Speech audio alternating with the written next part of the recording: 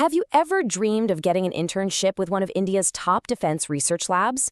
Well, in this explainer, we are unlocking the complete step-by-step guide to landing a spot at DRDO's Defense Institute of Psychological Research, or DIPR for short. So let's dive right in. You know, for students in psychology or computer science, this isn't just another internship. It's a massive launchpad for your entire career. We're going to give you absolutely everything you need to turn that dream into a seriously compelling application. So, we've laid out a super clear 6-step roadmap for you. First, we'll look at what's actually on offer.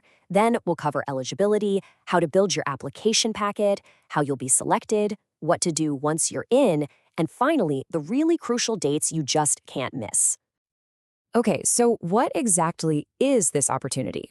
We're talking about a paid internship at DIPR in Delhi. And just so you know, this is a top-tier lab within the famous Defense Research and Development Organization. Pretty cool, right? The opportunity is open to 2 key disciplines. So if you're a psychology student, you need to be in your final year of a postgraduate program. And for all you computer science and engineering folks, you should be in your final year of an undergraduate degree. Either way, it's a significant 6-month commitment. Now, let's look at the numbers. There are 6 spots open for psychology interns, but only 2 for computer science. So what does that mean for you? Well, while it's a fantastic opportunity for both, the competition in that CSE stream is probably going to be extra tough. Yes, this is a paid position with a monthly stipend of 5,000 rupees. But, and this is a key detail, listen to how you'll get paid. You'll actually get it in 2 big lump sums of 15,000 rupees each. The first one after 3 months, and the final payment when you complete the internship. All right, on to section 2. This is a critical step, making absolutely sure you meet all the requirements. This is where you find out if you're really the right fit for this program. So the academic requirements are really specific. For psychology applicants, you have to be a final year postgraduate. For computer science, you must be in your final year of a B.Tech or B.E. undergraduate program. And one key rule for both, you have to be enrolled in a full-time course from a recognized Indian university. And here's a big one that applies across the board, no matter your discipline. There's a minimum academic standard. You absolutely must have at least 60% marks in your current course to even be considered. Think of this as a non-negotiable benchmark. Okay, so you're eligible. Fantastic. What's next? In section 3, we're going to break down exactly how you assemble and submit a perfect application packet. Your application process really comes down to 4 key steps. First, you've got to craft a really concise biodata, keep it under 300 words.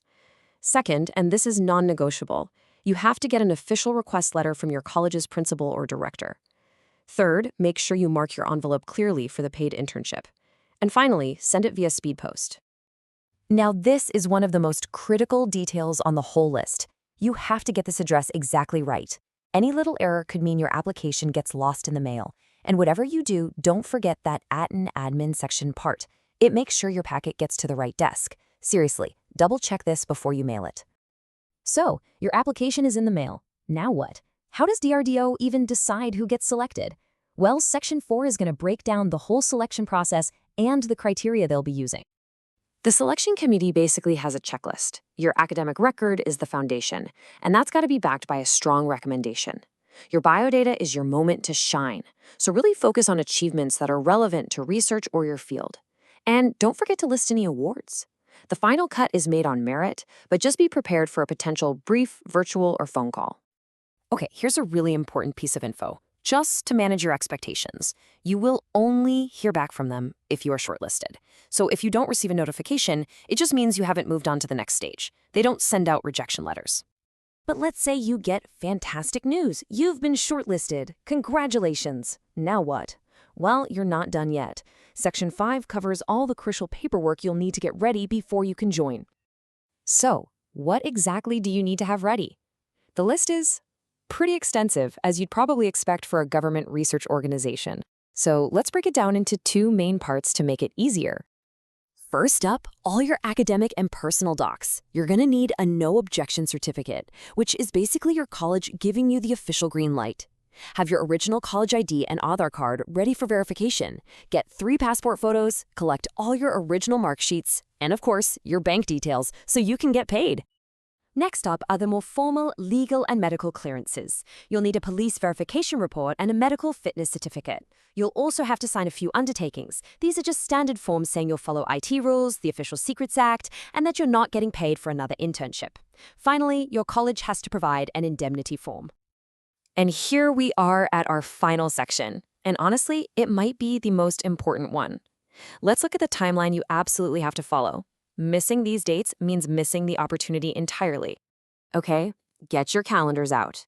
The absolute last day for your application to be received is February 16th, 2026. They'll announce the results just over a week later on February 27th, and the internship itself kicks off on March 9th, 2026. See, it's a really quick turnaround, which means you need to be prepared right now.